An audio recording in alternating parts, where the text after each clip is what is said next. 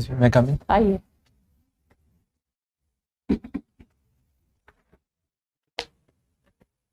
Better. So, Avinash, do you speak English or Hindi? Yes, ma'am. I speak English. English, Yeah. okay. Where are you coming from? Ma'am, I'm from Karnataka, Davangere. It's a town in Davangere. Karnataka. And you've studied in Karnataka only? Yes, ma'am. I did my graduation in Bangalore. Okay. And you are doing law or you've done the law? I finished law in the 2020. Okay. So that was in the year 2020. Yes. And the last 2 years, what were you doing? After graduation in September 2020, I wrote the civil service main exam in 2021. So I've been preparing for the exam. Oh, did you get in or you did not? This is the first attempt. This is the first. This is okay. So tell me, how many bones are in the human body? Total number of bones.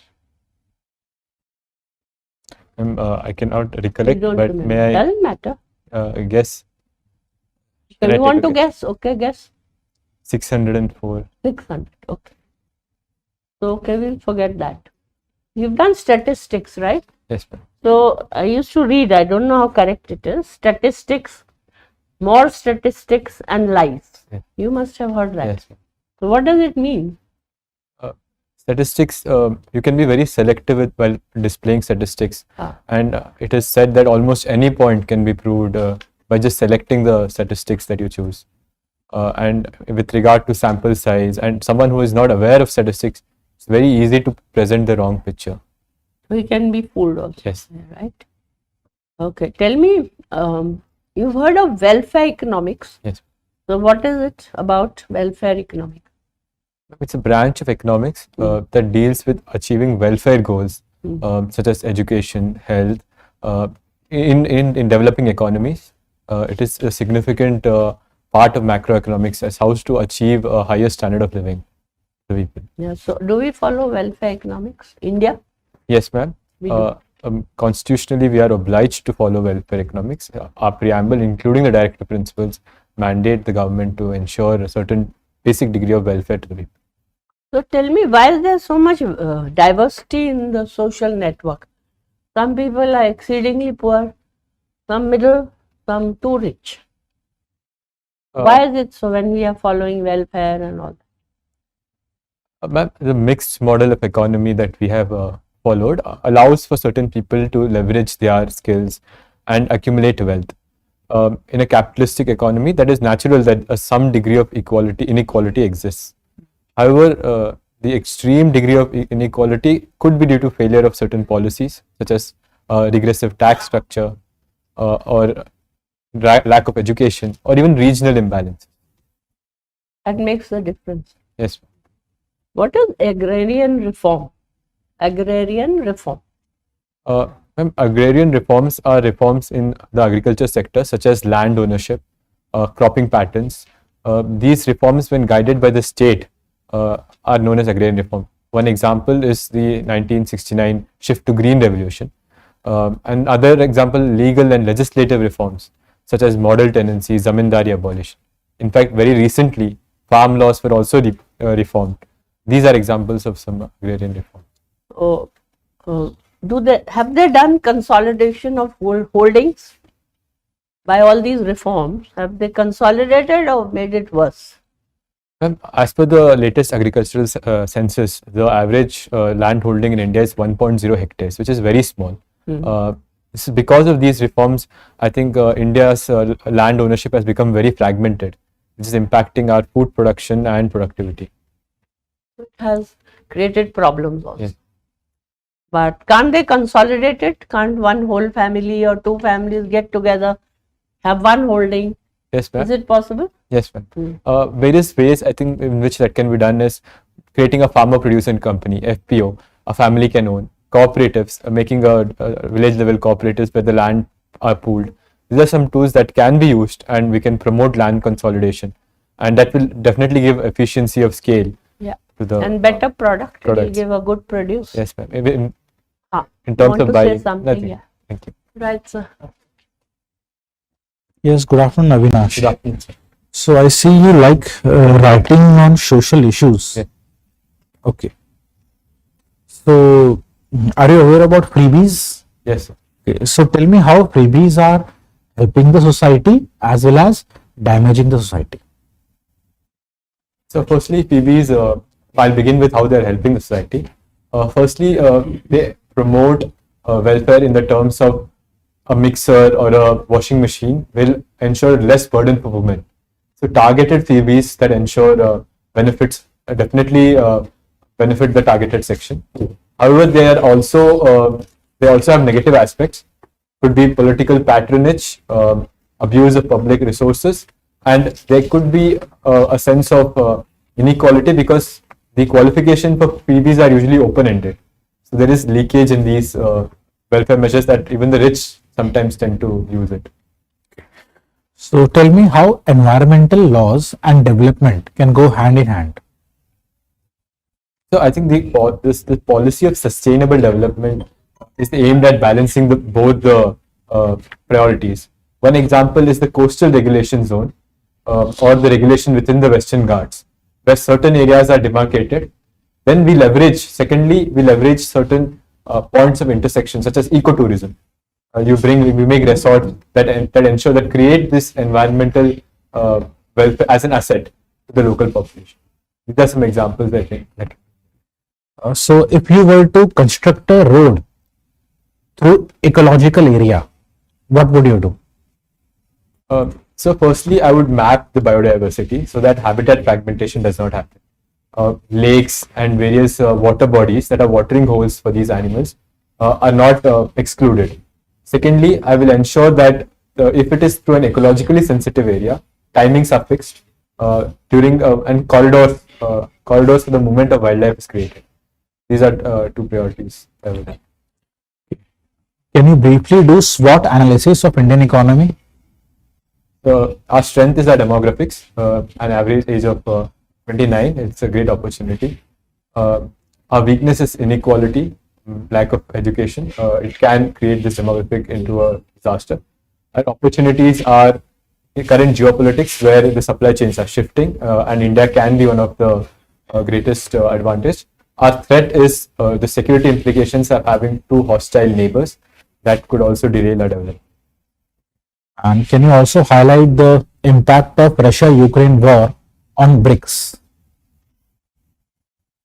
So the BRICS that involves Brazil, Russia, India, and China.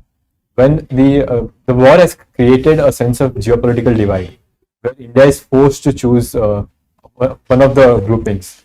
As we're already members of Quad and other regional security groupings, there's not a safe environment for BRICS to continue, in the sense that the war in the Ukraine can derail talks. Secondly, our continued presence in the BRICS might be seen as threat by Quad partners who might want us to less engage with Russia and China. Okay, so are you aware about CUET, Common University Entrance Test? Yes, sir. I would like to know your opinion about it, and can you highlight certain merits and demerits of the same? I am in favor of this test. I'll begin with the demerits. It proliferates a coaching section. It ensures people's attention are taken away from board exams. It could promote inequality with people who have access to these resources.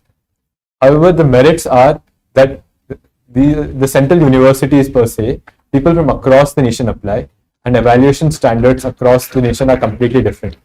So therefore, a common test is required so that a sense of equality is maintained. Okay. So Avinash, tell me why you wish to join civil services. So I think it's a part of my value system. My first priority is the foreign service, and while in university, I was exposed to some excellent diplomats. I interned in the Ministry of External Affairs, and after this experience, I believe that is the career in which I see myself serving this country.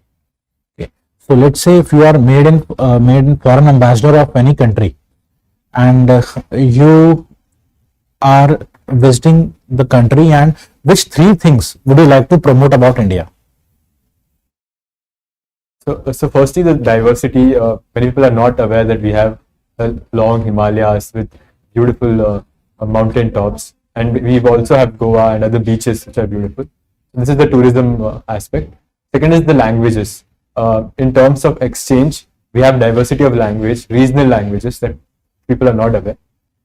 Thirdly is the economic opportunities, bringing in investments, ensuring that Indian investments are there where profit can be made, and promoting these business development. Thank you. Thank you. Avinash, you are a law graduate. Yes. So how do you think your legal knowledge will help you in the administrative services? So firstly, the country is expected to be run based on the laws, and we see that many administrative decisions are challenged in courts. So a legal knowledge will definitely help in having my decisions being based on sound legal policies.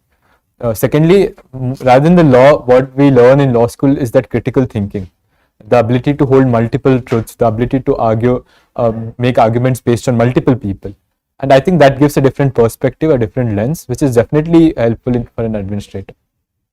A lot is being discussed about judicial reforms. Now, how in your view, other than filling up of vacancies, that is a standard, you remove that part, what are the other areas by which we can hasten and expedite the disposal of cases? So I think within the existing constitution, there are certain provisions that are not used. One is appointment of ad hoc judges, appointment of retired judges, appointment of high court judges temporarily to the Supreme Court. There are these provisions that are lying as dead letter. I think if certain vacancies cross certain threshold, these provisions should be activated, and therefore they must be used. Secondly, the infrastructure is clearly lacking, and thankfully during COVID we saw a hybrid system working very well.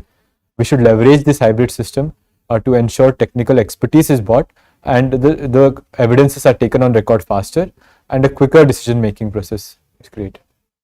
Do you think there could be more delegated legislation instead of the judiciary holding every aspect of law? If it could be delegated and the administration can look into some legislations, can you think of that? So I think in the sense of reviewing the legislations, I think this is where a parliament can come in. Committees of parliamentarians, they have the democratic backing. A special committee that takes into records of expert members and gives advisory opinion on legislations can also reduce litigations post the implementation of legislations. No, I'm not talking of that. I'm talking of the powers, judicial powers being given to the administrators. The tribunals, in the sense. Tribunals is one way, there could be many more. The law is made in such a manner that instead of the matter being taken to the judiciary, it is taken to the administrative. You have so many laws. Yes. You have executive magistrate powers.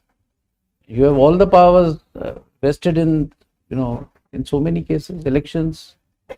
So, one issue I see with doing that is over 40% of the cases, the litigant is the government itself. Therefore, if we have to give these judicial or arbitrating powers to administrators, we have to ensure they are independent of the government. We have to, judiciary is one way where we ensure that independence. If somehow we can replicate a similar level of independence to these arbitrators or administrative arbitrators, I think that can be a way to reduce. PM has also suggested some way to reduce, the pendency in the courts. Can you recall something that just about a week ago? So, if I'm right, is it with regard to mediation and ADR? No, not that. Minor offences? So, Do away with the minor offences. yes. So, Indian legislation does face the problem of over-criminalization, where every small act has been criminalized. It just pulls on the cases. By exhaustively reviewing our laws and ensuring these minor criminalization of minor offences are removed, and we allow them for be settled or compounded, that way I think we can reduce much of the risk. Okay, my last question, Avinash. South China Sea has of late become very important for India. So, like you mentioned about India's geographical location with two hostile nations, how do you think India is placed, in South China Sea with the nations adjoining South China Sea? Which are the hostile nations? Which are the ones other than China? And which are the ones who would stand in favor of India? Can you just take up few nations and discuss our relations with them? So I would begin with Vietnam. We have excellent trade and security partnerships with Vietnam. Recently, we also entered into agreement for sale of certain weapons. Also with Philippines, we are also discussing export of BrahMos missiles. We are also aiding their rescue operations in many areas, the rescue of fishermen. With Indonesia also, when recently when the submarine sank, we did a partnership. These are three prominent nations in that area, and we have been engaging with them. We are also leveraging our partnerships such as Quad to ensure greater resource mobilization for that region, so that China's aggressive behavior is at least contained. Good. Shatari. Thank you, sir. Thank you.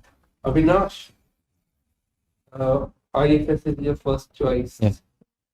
So, shall India resume its cricketing ties with Pakistan? I think India should, because sports is one way where we can reach out to the people of Pakistan. We have seen recently how the hybrid regime in Pakistan plays out and its implications with our security. But however, there has been a complete snappage of ties with the people, and cricket could be one means through which at least some semblance of diplomacy can be conducted. Okay, good. Shall India join One Belt, One Road project? So I think India should not, as long as our concerns with regard to CPEC, which passes through Pakistan occupied Kashmir, is addressed, because it's a sovereign part of India. If we were to agree to the schemes as proposed by China, it will be. So suppose that issue is resolved somewhat, and then? So then I think we must join the One Belt One Road, because it promises investments, it promises, and being in the situation we are, to have at least 9% growth, we need 36% investment in the GDP, and Chinese have surplus funds. I think we can tap into that to ensure. So the only roadblock is that POK Yes. part. Yes. Okay, very good. You write on current issues related to society, and you also play. So can you tell me, being from Karnataka and Bombay both, if I have to ask, what are the burning issues of Karnataka right now? So because of the pandemic, there has been significant loss of employment, especially in Karnataka areas that relied on tourism.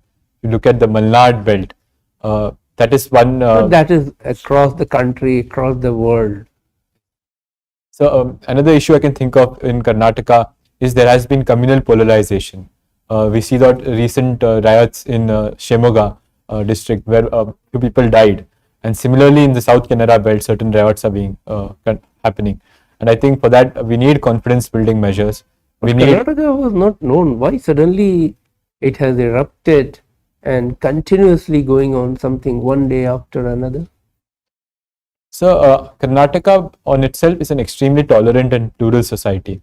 However, certain decisions of the government, such as banning hijab or using a law to ban the Muslim or minority traders. Was it a government ban, or it was a particular school ban and then the court intervened? It was an executive order of the government that banned hijab across all schools, across the state. In all school-run, state-run schools, it has been banned. Okay. Okay. So now you tell me, as a student of law, is it high time that we should think and implement UCC, Uniform Civil Code? So the Supreme Court has very often asked the government to do so, but I believe there is a way in implementing it, and we are in fact doing it. For example, we've got the Juvenile Justice Act 2016 that created a uniform code for adoption across the country.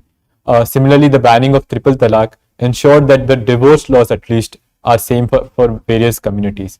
I think a gradual way of achieving. Is there any state where it has already been implemented successfully? Yes, sir. It is in operation in Goa since. Any other state which is planning recently, and they have set a committee also for that? I'm not aware. Sir. Okay. There is some problem going on in criminal justice system. So what ails the criminal justice system in India? So I think it's incarceration of under trials, absence of legal aid to the under trials, and there is a sense of inequality in access to courts. I think these three are. So there is a legislation recently passed by Indian Parliament related to that. Are you aware? Is it the identification of criminal Yes. act? Yes. So what are the criticism that some critique are not very happy with that law? So the criticism is it sets a very low threshold for collection of information. For example, even for a traffic offense, one's iris scans, one fingerprint scans, and various other personal data can be collected. So I think this is one criticism that's being pointed out. So it is the misuse of that personal data which is the question. Yes, sir. Okay, my last question is collegium system. Often it has been, in limelight for various reasons. What is your stake that judges appointing themselves? Is it a good idea? So it is not. I think the system is due for reforms.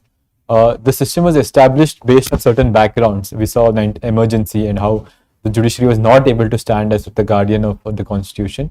But however, the times have changed. However, it does not mean that executive should take over the appointment of. But Chief Justice of India only day before yesterday said that it is the perfect system. There is nothing wrong in that one.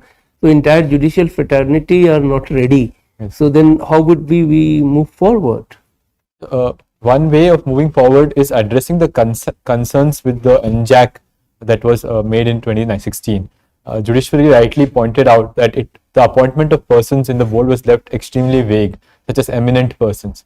And if these concerns in the judgment are exhaustively mentioned, are addressed, it is possible to create an independent institution to appoint judges.